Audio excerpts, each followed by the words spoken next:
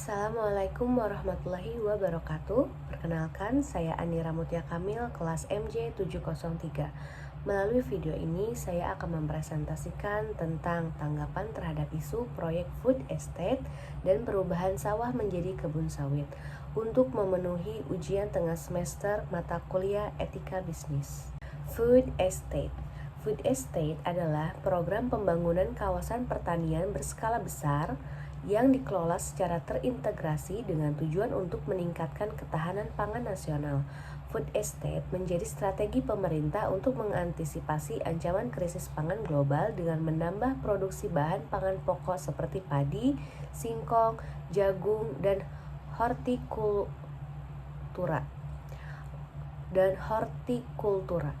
Lokasi food estate biasanya dipilih di daerah dengan lahan luas seperti Kalimantan Tengah, Sumatera Utara, NTT, dan Papua.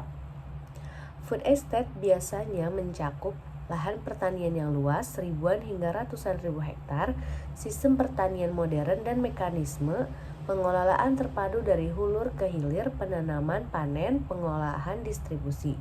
Keterlibatan berbagai instansi pemerintah dan pelaku usaha. Food estate awalnya dipromosikan pemerintah untuk meningkatkan produk pangan. Meski bertujuan baik, implementasi di lapangan memunculkan berbagai permasalahan, pelanggaran, dan dampak negatif, terutama pada lingkungan dan masyarakat lokal. Dalam praktik di beberapa daerah, termasuk Kalimantan Tengah dan Sumatera, terdapat indikasi bahwa sebagian lahan yang disiapkan untuk food estate justru beralih menjadi perkebunan sawit. Alih fungsi lahan sawah menjadi kebun sawit sangat bertentangan dengan tujuan awal food estate karena sawit bukan tanaman pangan sehingga tidak mendukung ketahanan pangan nasional.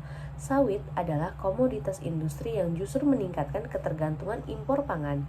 Sawit membutuhkan waktu 3-4 tahun untuk panen, berbeda jauh dengan pangan yang panen cepat. Lahan sawah yang hilang sulit dipulihkan kembali sebagai lahan pangan. Analisis etika bisnis. Greenwashing. Greenwashing adalah tindakan mempromosikan suatu proyek seolah-olah ramah lingkungan padahal tidak demikian.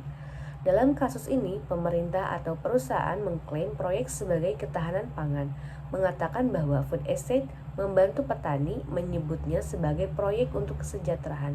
Namun kenyataannya, sebagian lahan malah digunakan untuk sawit. Proyek tidak memberi hasil pangan yang signifikan, lahan hutan dan gambut rusak akibat pembukaan lahan, tidak ada peningkatan kesejahteraan petani.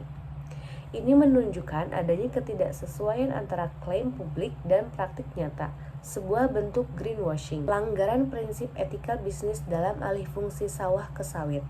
Yang pertama, pengalihan fungsi lahan sawah menjadi kebun sawit menunjukkan pelanggaran yang sangat jelas terhadap beberapa prinsip dasar etika bisnis, terutama karena proses ini dilakukan dengan cara yang tidak transparan, tidak adil, dan cenderung mengabaikan kepentingan masyarakat. Prinsip pertama yang dilanggar adalah kejujuran atau honesty. Dalam banyak kasus, proyek alih fungsi lahan disampaikan seolah-olah untuk mendukung ketahanan pangan, misalnya melalui skema food estate. Namun fakta di lapangan menunjukkan bahwa sebagian lahan yang dialokasikan justru dijadikan perkebunan sawit, bukan lahan pangan. Ketidaksesuaian antara tujuan yang diklaim dengan praktik yang terjadi di lapangan mencerminkan tindakan penyesatan informasi atau greenwashing, di mana narasi ketahanan pangan digunakan untuk membenarkan agenda lain yang tidak terkait dengan kebutuhan pangan masyarakat. Yang kedua, pelanggaran berikutnya terdapat pada prinsip transparansi atau transparency. Proses alih fungsi lahan seringkali tidak digunakan secara terbuka. Banyak informasi penting seperti peta lahan, kajian lingkungan atau AMDAL, rencana pemanfaatan lahan, atau perjanjian kerjasama antara pemerintah dan korporasi tidak dipublikasikan secara jelas kepada masyarakat. Minimnya akses informasi membuat masyarakat tidak dapat mengetahui secara pasti tujuan, dampak, maupun risiko dari proyek tersebut. Kurangnya transparansi ini juga menghilangkan kesempatan bagi masyarakat untuk memberikan persetujuan yang bebas dan berdasarkan informasi lengkap, free, prior informed consent, sehingga merusak kepercayaan publik terhadap pemerintah maupun pihak perusahaan. Selain itu, terjadi pelanggaran serius terhadap prinsip keadilan atau fairness. Pengalihan lahan yang sebelumnya dikelola oleh petani kecil atau masyarakat adat seringkali mengakibatkan mereka kehilangan hak atas tanah tanpa kompensasi yang memadai. Dalam banyak kasus, petani yang sebelumnya memiliki penghasilan stabil dari sawah justru berubah menjadi buruh perkebunan sawit dengan pendapatan rendah dan tidak tetap.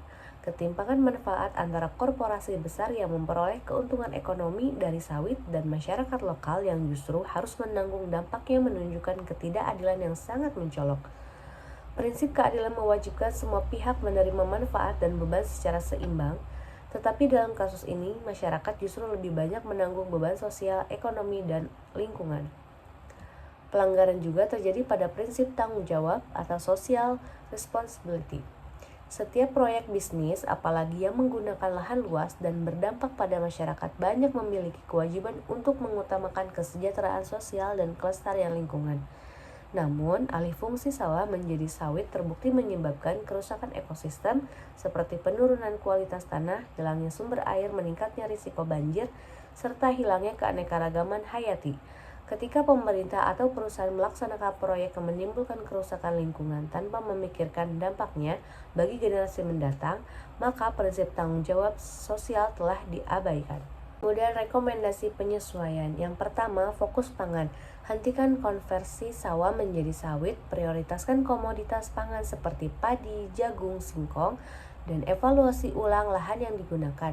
Langkah pertama adalah memastikan proyek kembali ke tujuan awalnya, yaitu ketahanan pangan. Sawah tidak boleh digantikan sawit karena akan memperburuk krisis pangan. Yang selanjutnya, transparansi. Libatkan masyarakat dalam pengambilan keputusan, publikasikan data proyek secara terbuka, hindari konflik kepentingan dengan perusahaan sawit. Proses terbuka akan mengurangi risiko kesalahpahaman dan memberi rasa aman bagi petani. Keputusan harus melibatkan semua pihak terdampak. Perlindungan petani. Berikan kompensasi yang layak, berikan lahan pengganti atau skema kerjasama yang adil, beri akses pada pelatihan pertanian modern. Petani harus dilindungi haknya. Tanpa perlindungan ini, ketimpangan ekonomi akan semakin besar dan mereka kehilangan mata pencaharian. Keberlanjutan. Terapkan AMDAL ketat, lindungi sawah produktif, hindari penanaman sawit di daerah sensitif. Keberlanjutan harus menjadi acuan utama. Kebijakan harus memastikan lingkungan tetap terjaga dan ketahanan pangan tidak gagal. Kemudian pengawasan. Bentuk tim pengawasan independen, evaluasi berkala, dampak lingkungan dan sosial, laporkan hasil evaluasi kepada publik. Pengawasan independen penting juga untuk menjaga objektivitas dan memastikan proyek tidak diselewengkan. Kesimpulan, food estate harus kembali ke tujuan awal, yaitu untuk ketahanan pangan. Etika bisnis harus menjadi landasan utama. Proyek harus adil bagi petani dan ramah lingkungan. Kesimpulannya, proyek food estate harus direvisi agar sejalan dengan etika bisnis, melindungi masyarakat, dan menjaga lingkungan. Sekian materi yang dapat saya sampaikan. Mohon maaf apabila masih banyak kekurangan dan kesalahan. Semoga apa yang saya sampaikan dapat bermanfaat bagi kita semua. Terima kasih. Wassalamualaikum warahmatullahi wabarakatuh.